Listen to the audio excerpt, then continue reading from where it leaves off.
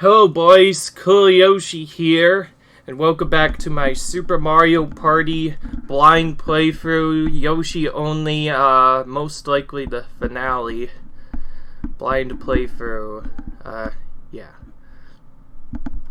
In the last episode, we did a lot more of Challenge Road and got all the way to the last area of the game, of this particular mode at least, and now we're going to finish this off, and hopefully this will be the finale then.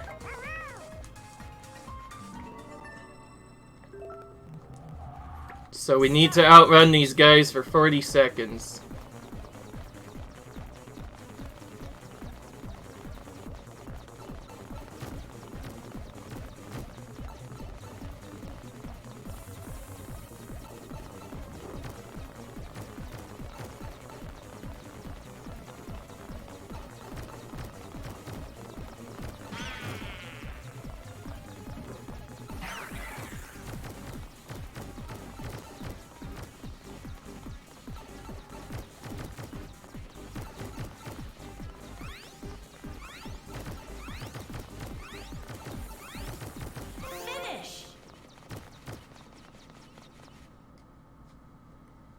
Seems like one spot ends up being a little bit harder than another spot, which means depending on which way you go, you might lose this minigame. Thankfully, we did it on our first try. We have to score at least 10 points on this game. But we can grab stuff really quickly, though.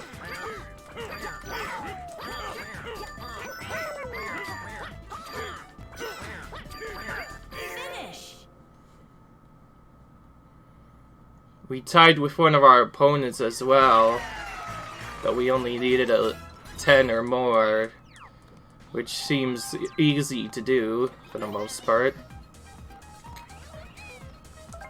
Hyped out. This one is another rhythm minigame.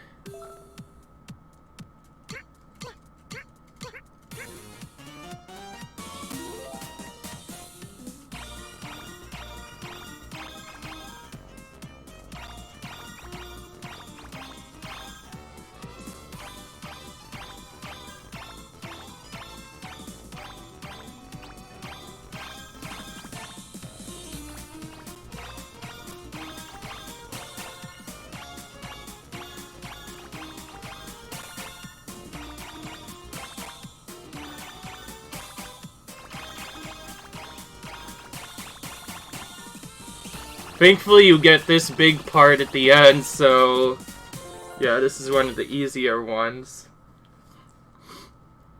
This one's definitely a tricky one near the end because of the way you have to do it all in a row very quickly.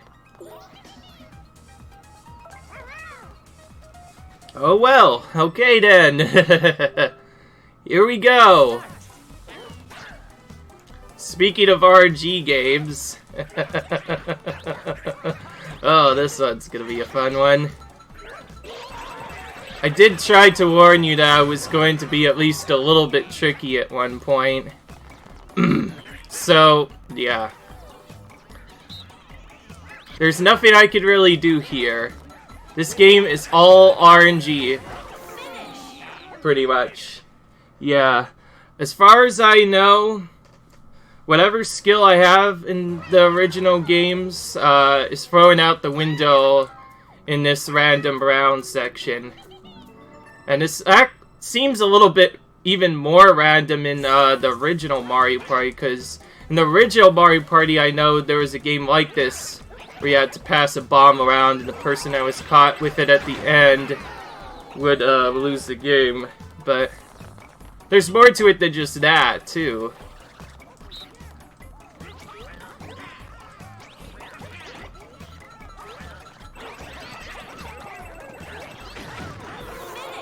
As you might have guessed, it's completely random. And it's a lot harder in this game because, as you can see, it's completely random whether or not the CPUs throw the section. But basically what I'm saying is, whatever advantage we had is thrown out the window. Now it's all up to luck to determine who wins. Which makes this game not fun because there really is no strategy I can do to get through this. Sometimes more of my friends will survive. Sometimes more of my friends will survive. It's really up to the game to determine that. There's a small strategy boost I can do to potentially make it a little bit easier. But for the most part, whenever we get a close chance, we have to automatically take it and hope for the best. It's pretty... because of this very brutal minigame, it is probably going to take a lot of tries. Especially considering that... No. Yeah. I'll try to make it a little bit faster by trying to get a good beginning. If I can't hit past the beginning really well, we're just going to skip that. So we'll just start over every time we get bad RNG. What do I want? I think I want pretty much all of my rivals to get hit. And all of my friends to survive, which is all random. Okay, so that one I can take. We removed quite a bit of rivals there. This is the one that I didn't... This is the one that... But anyways, yeah. And once again, since there's one of my friends left, I have to take a chance at this one. But yeah. It's pretty much like the Mario Party 1 game. However, instead of having to just simply not hold the bomb at one specific spot, it becomes a lot more trickier. Like, now that I have to also beat the rival teams, this becomes completely random, because as you might know, only one team could win. This ultimately leaves me with a 1 in 4 shot of winning. That's about it. A 1 in 4 shot of winning, which is not the best.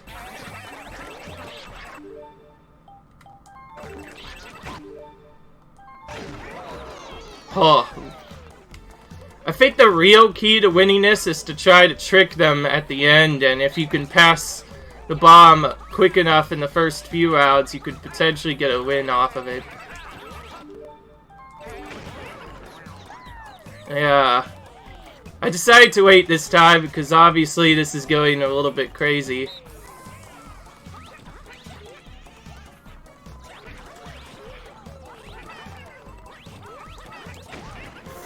Oh, finally! Oh, that one took a long time. Since there's only a 1 in 4 chance of winning this, it's a lot harder now. Sheesh. Like, if there wasn't already RNG before, that just takes the cake with the RNG there. Since I'm trying to beat all of the challenges, I may as well go for finishing all the stuff.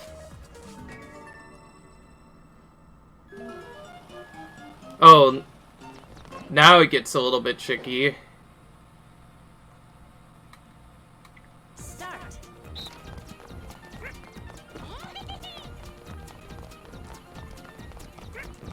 So in order to stop the rival team, I have to steal from them pretty much all of the time.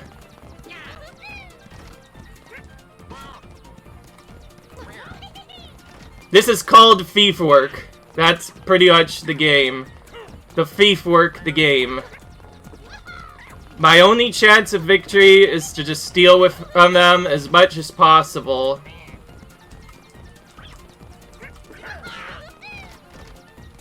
I know when someone played this before, it was way too hard to win on the one-player side. So I found the best strategy is to just stop them. With some small speed techs every now and then, but For the most part, it is very difficult. Keep in mind, this one will take a little while too, because I've never actually played as the one until now. Then again, the one kind of sucked half of the time, so it was kind of a little bit different.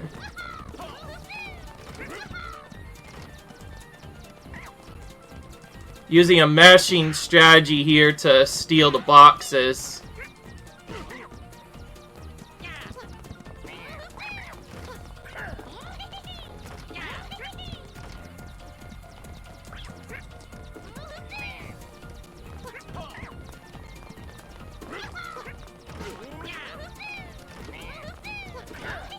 This is basically the only way of winning, is to slow them down by constantly stealing their boxes.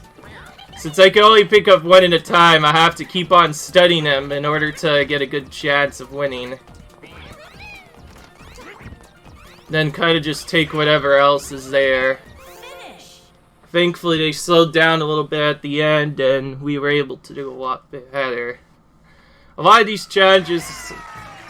So already these challenges are really hard now to do, all of a sudden. 25 seconds finish. Could every surface within 25 seconds. The speed run. Interesting.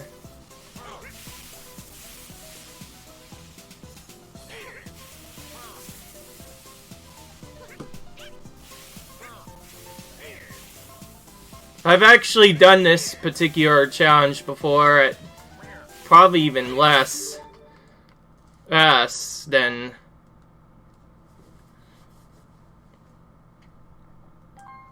Okay. Start.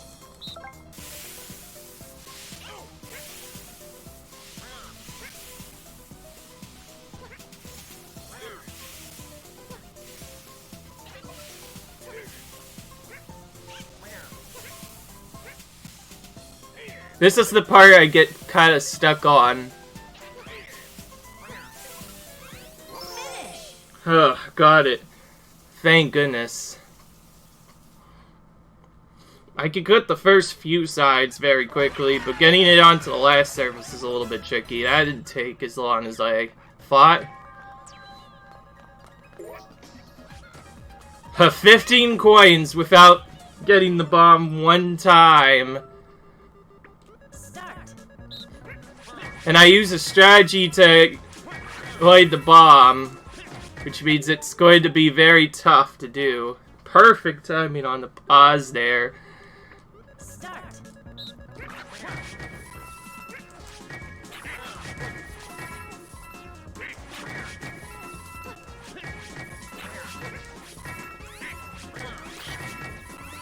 I don't need to go for as many coins in this minigame. I can just do a special consistent strategy. The idea with that one is you get it to a consistent timing and you can hit the same exact one every time. Going for the 5 coins is kind of risky, so it's best to just go for whatever one's up.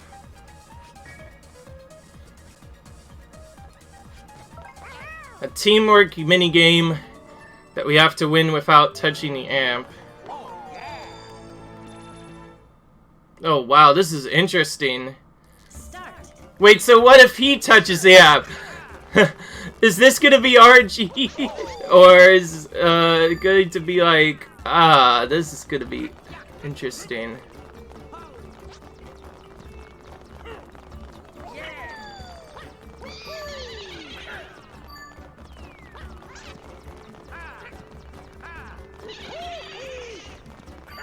I think he just automatically avoids the amps. Charlie's part is that, right there. The amps can just fall down whenever they want to. In a couple of spots.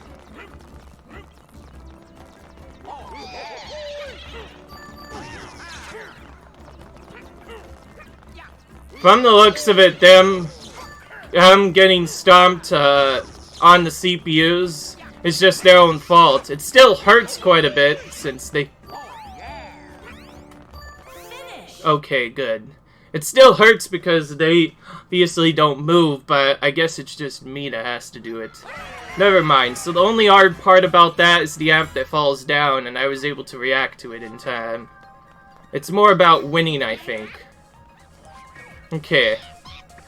Yeah. Well, that was definitely... That one bomb game was definitely really annoying. Finish with no more than one miss. Don't I usually get no misses on this, son? This is interesting.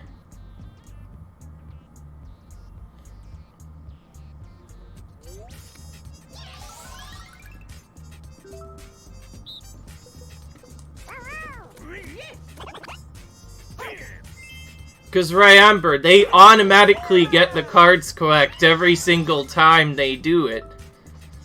They always get the cards correct, so this is really on me to get it all right, and that's about it. Yeah.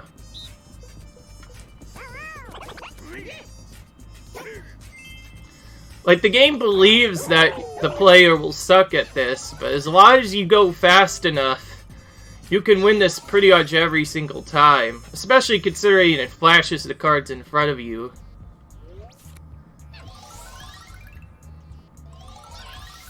You just gotta remember that shuffle when that comes. That's the only tricky part, and I know exactly how to do that correct. So, yeah.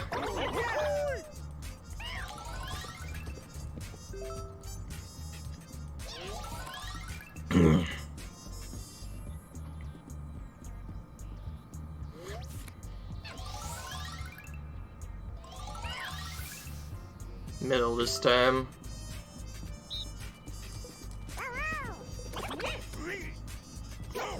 See, I told you, they get it all right, so this is really a me-only thing. So for the most part, this particular minigame is very easy to win. The game tries to add a unique challenge to it, but it doesn't really change the fact that I've already S-ranked that a lot.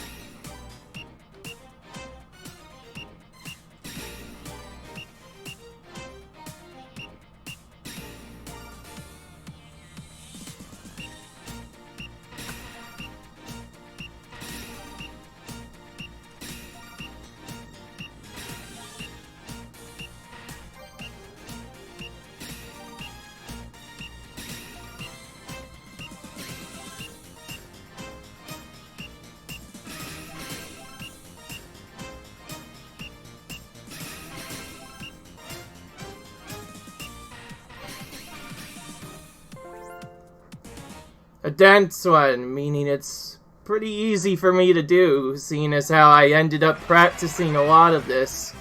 Mostly just for beating the CPU on very hard. That's why I'm so good at that particular part. Husher one, finish within 50 seconds. This one's a little bit random. I do remember having a little bit of problems with this.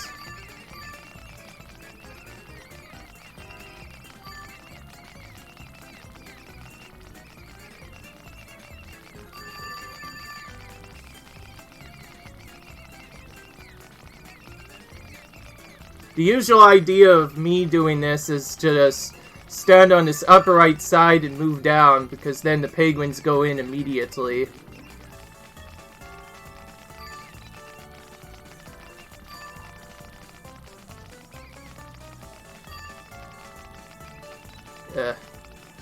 This is the main problem that happens with this game, is when one becomes loose.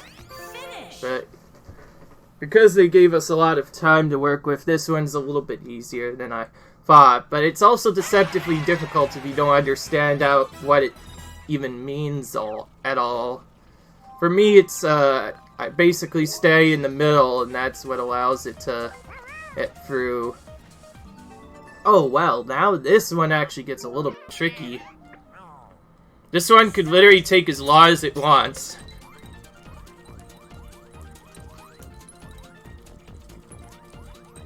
I think the usual strategy is to just shake like crazy and hope for the best. That's usually how I get it done. So that's a lot easier than I thought, but it might be harder for certain people that don't understand the meaning of it. But anyways, going on now. We're so close now. Get at least 80%. Okay, well, since Side Guy kind of moves around, this is all up to RNG. That is, unless he's at least semi-decent. I don't know. But if Shy Guy does what I think he's going to do, then it's going to be kind of tricky to get this.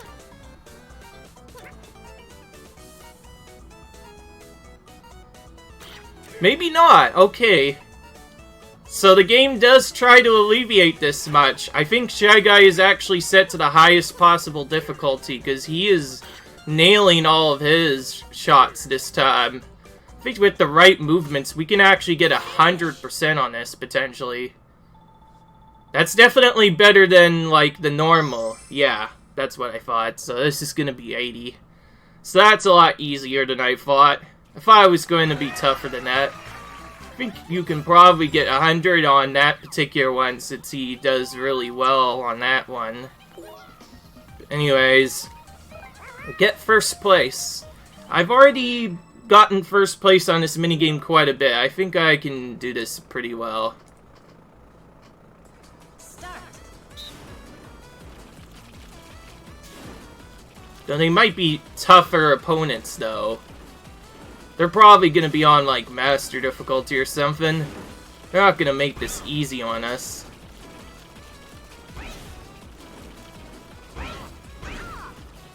So, I'm guessing even if they were on Master, they get hit quite a bit in this part. That was a quick one. Nice. Okay. See, that was easy. This next one looks like the mainnet one. That one could be either very annoying or very easy. Oh, wait, no. Never mind. This is a different one. Oh, this one.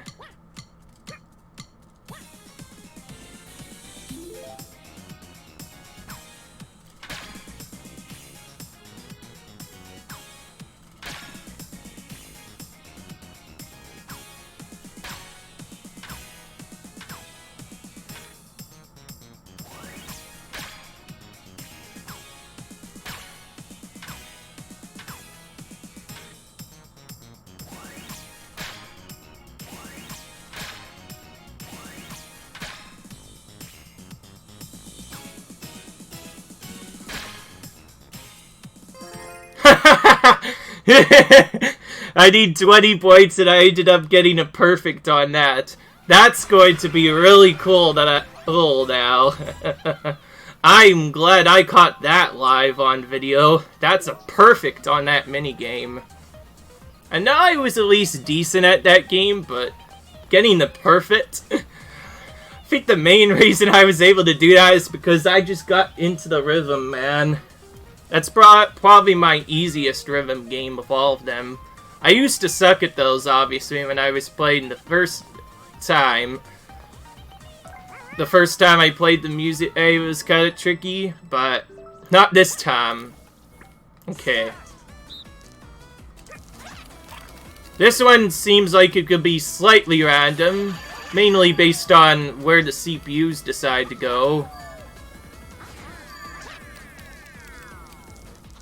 And where these balls decide to show up. If I can get a lot of golden balls, then this is really easy to complete. Because again, I don't have to go for beating the CPUs, it's just about getting 30 points. Finish. Okay. Since I got a good pull on that last one, I played it safe there. There are still some easy challenges lingering in there. So far, the hardest challenge I've had to endure was a straight-up RNG challenge, because there really is no skill to it. You literally just mash the button to throw your bomb on melee, and that's it. And then you just hope for a win. I think that our best shot at this is if your player character, Yoshi in this case, for me, survives. If it doesn't survive, it's best to just restart. And, of course, the final particular minigame has to be against Bowser. Beating a rival team and train for playing, and it is just us versus Bowser here. Start. I'll say. So this one's a little bit trickier.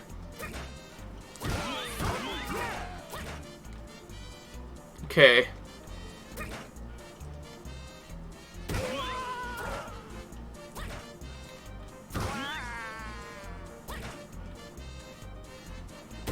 Okay. I was waiting for him to do that. Okay. That one was a little bit scarier since the teams weren't hitting each other as much. I'm used to having an advantage, but thankfully we were able to do that. So we beat the final boss of the area, which of course had to be Bowser. I guess that's the main reason why he was a playable character. And we reached the champion world end. Now we get to see what happens. Let's move on to the next challenge.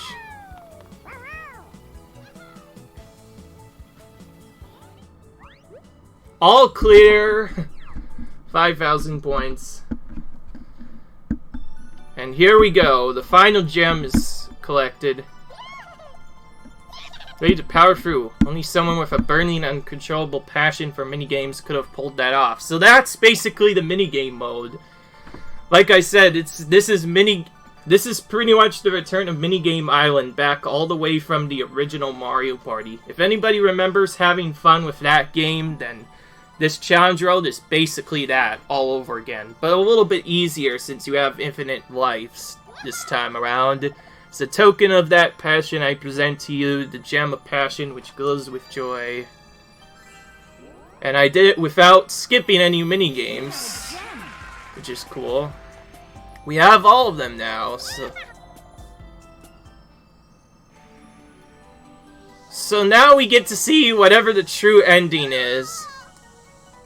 What is happening? I know, what's happening. Whoa! A light flashes. This seems like it could be different based on whichever person finishes it. So for collecting all 5 gems, you get a ginormous crown. That's the victory podium. Only the true superstar is allowed on there. This looks more like a crown, but I guess this is a podium. Okay, it's time for the award ceremony. I should show all of this. It's really fun. And now we get to see all of the characters come back that were trying to compete in this.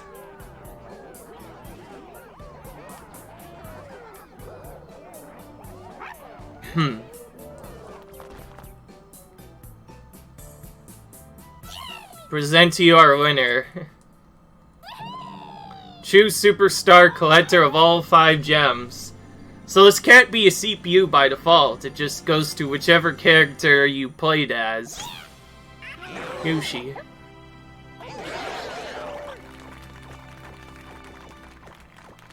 There we go. Our Yoshi only run is complete. Yoshi is the ultimate superstar now. Oh, what's this, Bowser? Not bad, champ. You beat me to the punch. Oh, so Bowser wanted to become the true superstar. Hazing the champion even though you lost? So noble of you. Very impressive. And to think you owe it to all my party management skills. Now that the true superstar has been decided, everybody can get along now. Huh? Something's wrong. That's right, at least until the next party gets started. What do you mean, next party? I did it. Let's go. By the way, this is the most of many characters that have been in the area. Also, Monty Mole's straight up a new character. Monty Mole has never been in any Mario Party either. Same for Bowser Jr. and, of course, Koopa King. So they are new characters.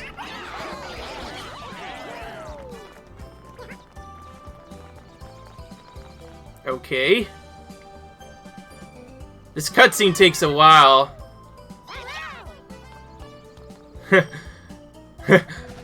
So the party came to a close. It'll be a while until another superstar is crowned. Okay, so at least they were able to add the staff credits back in. So, before I do anything else, I should probably tell you how the other 8 Mario parties go, in case you haven't already played those. So for the first one, there was this... The first 2 of all of them actually had probably the best storyline of all. So in the very first Mario Party, you play as one of 6 characters. There are only 6 characters available. Mario, Luigi, Peach, Yoshi being one of them, and then Wario and Donkey Kong. And they're basically kind of fighting over who is the best. And they decide, oh, let's make the superstar whoever defeats Bowser. So you end up having to go through, like, each of their character boards, and then once you finish them, regardless of how little it takes to finish, the goal is to pretty much collect a lot of stars. And when you collect enough coins, you would spend them to unlock a new board called Bowser's Board. Whoa! I just noticed their characters are fighting each other in the background. That's actually kind of cute. Of course, Hammerborough using his classic hammer. Because why not? Anyways, back to what I was saying. So that would basically go on for a little while, and eventually you would get 100 stars, which is the maximum amount of stars you can collect into your inventory. Yes, you actually had stars as collectibles. And then you would unlock this final area called the Internal Star. You can also unlock an area called Bowser's Magma Mountain. That is where you would actually challenge Bowser. The person that won that particular board gets to defeat Bowser in a full battle. Unfortunately, he comes back, and when you go back to Internal Star, like once you go to that board, you'll find out that both him and Koopa Kid, that's Bowser Jr. before he was named Bowser Jr., who is Koopa Kid. So you basically fight them, and you save the big star and knock them off for good, and that's the ending of Mario Party 1. For Mario Party 2 is a little bit different. You stop Bowser at 6 different boards, eventually finishing off. Also, thanks for playing.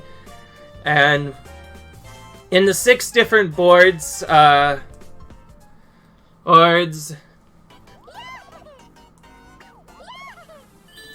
cool, we got the Gem Passion now. But anyways, in Mario Party 2, you get, basically, you do 5 different boards, and if you clear them all at least once, it doesn't matter which character you win against. With each winner, fighting Bowser and defeating him in that particular world, you eventually are led to his hideout, which is called the Bowser. Oh yeah, that's right. It's a Bowser board of that particular game. It's been a while since I played Mario Party 2. I can't actually remember it off the top of my head.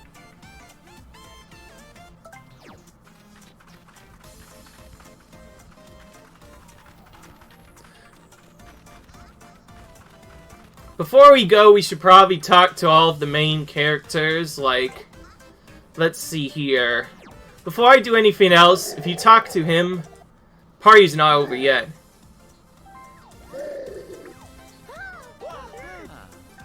You don't have to swap them out necessarily if you choose. Okay. Who's the weakest? I forgot. Donkey Kong. Okay.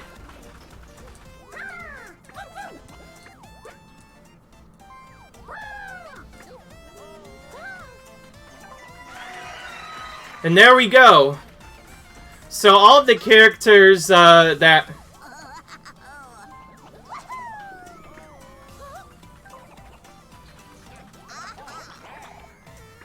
Okay, so Bowser and Bowser Jr. automatically get unlocked.